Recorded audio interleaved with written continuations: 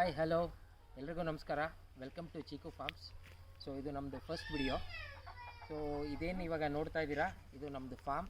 So ಇದು total ಆಗಿ 1 acre ಇದೆ. ಸೊ ಇದರಲ್ಲಿ ನಾವು ಮೇಯ್ನಾಗಿ ತೈವಾನ್ ಗೋವಾ ಪ್ಲಾಂಟೇಶನ್ ಮಾಡಿದ್ದೀವಿ. ಸೊ ಈ ವೆರೈಟಿ ಬಂದು ತೈವಾನ್ ಪಿಂಕ್ ಅಂತಾರೆ. ಸೊ ಈ ಫ್ರೂಟ್ಗೆ ಸೊ ಇದು ಬಂದು ಹೈ ಡೆನ್ಸಿಟಿ ಪ್ಲಾಂಟೇಶನ್ ಅಂತೀವಿ. ಆ ಟೆಕ್ನಿಕ್ ಯೂಸ್ ಮಾಡಿ ಪ್ಲಾಂಟೇಶನ್ ಮಾಡಿರೋದು.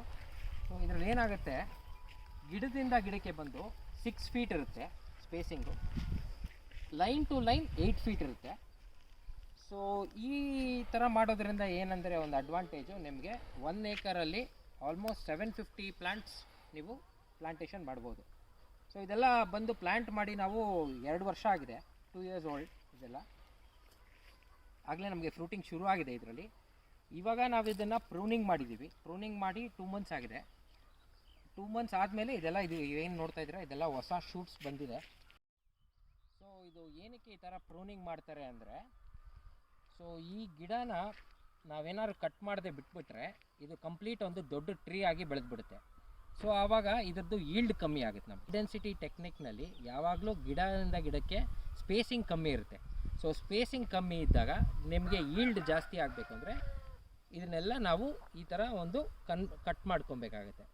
ಈ ಥರ ಇದನ್ನು ಬ್ರಾಂಚಸ್ನೆಲ್ಲ ಕಟ್ ಮಾಡಿದಾಗ ಸೊ ಇದರಲ್ಲಿ ಬರೋ ಹೊಸ ಬ್ರಾಂಚಸ್ ಏನು ಬರುತ್ತಲ್ಲ ಅದರಲ್ಲಿ ಮತ್ತೆ ಫ್ರೂಟಿಂಗ್ ಶುರು ಆಗುತ್ತೆ.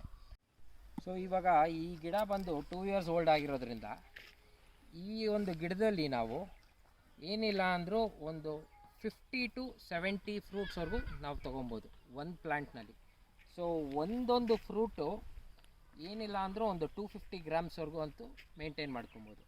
ಸೊ ಆ ಥರ ನೋಡೋಕ್ಕೆ ಹೋದಾಗ ನಿಮಗೆ ಅಪ್ರಾಕ್ಸಿಮೇಟಾಗಿ ಒಂದು 25 kgs ಆಫ್ ಫ್ರೂಟಿಂಗ್ ಒಂದು ಗಿಡದಲ್ಲಿ ನಾವು ಬಿಡ್ಬೋದಾಗುತ್ತೆ.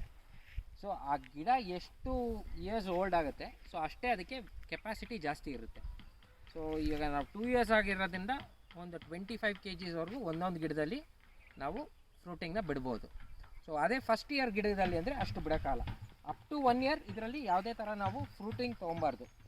ಅದೇನಕ್ಕೆ ಅಂದರೆ ಈ ಗಿಡ ಸ್ಟೆಮ್ಮನ್ನು ಡೆವಲಪ್ ಆಗಬೇಕಂದ್ರೆ ಇದು ನೀವೇನು ನೋಡ್ತಾ ಇದ್ದೀರಲ್ಲ ಸ್ಟೆಮ್ಮು, ಈ ಥರ ಇದೊಂದು ಡೆವಲಪ್ ಆಗೋದಕ್ಕೆ ನಾವು ಫಸ್ಟ್ ಇಯರಲ್ಲಿ ಫ್ರೂಟಿಂಗ್ ಬಿಟ್ಟಿಲ್ಲ ಅಂದರೆ ನಿಮಗೆ ಗಿಡ ಅನ್ನೋದು ಚೆನ್ನಾಗಿ ಗ್ರೋತ್ ಆಗುತ್ತೆ. ಸೊ ಗ್ರೋತ್ ಹೆಂಗೆ ಈ ಸ್ಟೆಮ್ ಸ್ಟ್ರಾಂಗ್ ಆಗುತ್ತೆ, ಅದೊಂದು ಫೌಂಡೇಶನ್ ಥರ. ಸೊ ಬಿಲ್ಡಿಂಗಿಗೆ ಹೆಂಗೆ ಫೌಂಡೇಶನ್ ಸ್ಟ್ರಾಂಗು ಅದೇ ಥರ ಸ್ಟೆಮ್ ಯಾವಾಗಲೂ ಸ್ಟ್ರಾಂಗ್ ಇದ್ದಷ್ಟು ಗಿಡಗೆ ಎಷ್ಟೇ ನೀವು ಫ್ರೂಟ್ಸ್ ಬಿಟ್ಟರು ಕೂಡ ಸೊ ಅದನ್ನು ವಿತ್ಸ್ಟ್ಯಾಂಡ್ ಆಗೋ ಕೆಪಾಸಿಟಿ ಗಿಡಕ್ಕಿರುತ್ತೆ.